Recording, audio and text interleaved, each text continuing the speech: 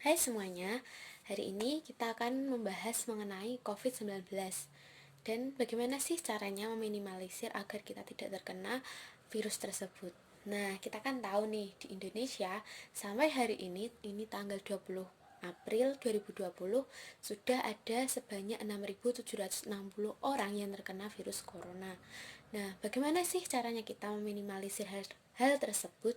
Nah, yang pertama, kita harus rajin-rajin mencuci tangan. Kedua, kalau bepergian, kita harus menggunakan masker. Lalu, yang ketiga, kita di rumah aja deh, nggak usah pergi kemana-mana. Karena virus tersebut tuh cepat sekali menular pada seseorang. Apalagi kita sekarang dibawa untuk physical distancing. Nah, karena ada hal tersebut nih, kita harus rajin-rajin mencuci tangan. Nah, kan kita tahu nih cara mencuci tangan dengan baik. Setelah kita mencuci tangan dengan baik, kita tidak boleh tuh pakai lap yang udah disediakan, walaupun itu di rumah, itu tidak boleh. Nah, kalau pakai tisu pun kita juga akan kewalahan karena lama-lama tisu juga akan habis, pohon-pohon juga akan habis. Nah, untuk meminimalisir hal tersebut nih, Fakultas Sains dan Matematika di Prodi Fisika dan Pendidikan Fisika Angkatan 2017 akan membuat pengering tangan nih. Nah, kita membuat pengering tangan yang sederhana melalui hair dryer. Nah, bagaimana caranya kita membuat? Ini kita akan melihat video berikut ini. Nah, sebelum membuat hand dryer, pastinya kita membutuhkan alat dan bahan. Apa saja alat dan bahannya? Yang pertama, ada trafo. Yang kedua ada dioda. Nah, yang ini adalah kapasitor.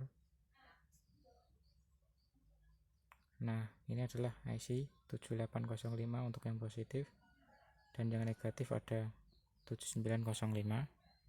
Nah, selanjutnya ada resistor. Nah, berikutnya ada sensor, yaitu LDR yang kita pakai.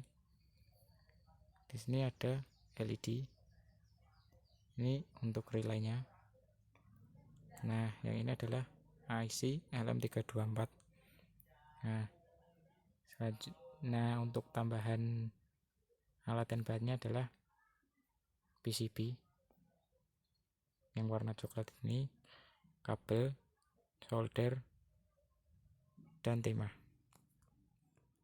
Jadi di sini power supply-nya menggunakan power supply dengan dioda rectifier. Nah, fungsinya adalah mengubah arus AC menjadi arus DC. Nah, di sini ada trafo. Trafonya itu berfungsi untuk mengubah tegangan dari 220 menjadi 12 volt. Lalu setelah dari trafo, arusnya masuk ke dioda. Nah, dioda ini merupakan dioda rectifier. Nah, kenapa disebut dioda rectifier? Karena dia mengarahkan agar menjadi tegangan DC. Lalu setelah dari dioda rectifier akan harus melaju ke kapasitor. Nah, di kapasitor sini itu menyaring tegangan dari dioda yang tidak stabil. Nah, lalu kembali ke kapasitor lagi, lalu masuk ke IC. Nah, IC ini itu berfungsi sebagai regulator tegangan menjadi 12 volt. Lalu kembali lagi ke kapasitor lagi. Nah, baru setelah itu output dari power supply ini dihubungkan ke rangkaian IC LM324. Rangkaian IC. Nah, di sini ada IC 3 LM324. Nah, IC LM324 ini berfungsi sebagai op-amp. Nah, lalu apa bedanya dengan IC di sini? Nah, IC di sini itu berfungsi sebagai relay. Kalau IC di power supply itu berfungsi sebagai relay. Tapi untuk IC di sini itu berfungsi sebagai op-amp. Nah, setelah dari IC, maka harus akan pindah ke sensor LDR. Nah, sensor ini itu akan bekerja berdasarkan cahaya karena namanya sensor light depending resistor. Itu bekerja berdasarkan cahaya yang masuk. Ini contohnya seperti ini. Nah, lalu di sini ada relay. Nah, relay ini itu berfungsi untuk menggerakkan atau menghidupkan lampu. Kalau di sini itu menghidupkan lampu LED. Tapi jika di pengering atau hand dryer, dia akan berfungsi untuk penggerak kipas. Jadi Nah, ketika sensornya ditekan atau dikurangi cahayanya yang masuk, maka lampunya akan hidup. Kalau dilepas, dia akan mati. Seperti itu. Dari hasil pengujian rangkaian pengering tangan otomatis ini dapat diperoleh manfaat, yaitu penghematan penggunaan tisu, sapu tangan, atau sejenisnya. Tidak hanya itu, manfaat dari pengering tangan adalah lebih higienis, keefektifan, dan yang paling utama adalah kebersihan. Kita sebagai pengguna dapat mengeringkan tangan tanpa harus mencari, membeli, dan menggunakan tisu. Serta yang terakhir adalah mengurangi sampah tisu dari wastafel-wastafel yang ada di kampus, di restoran, atau di tempat-tempat umum yang lainnya.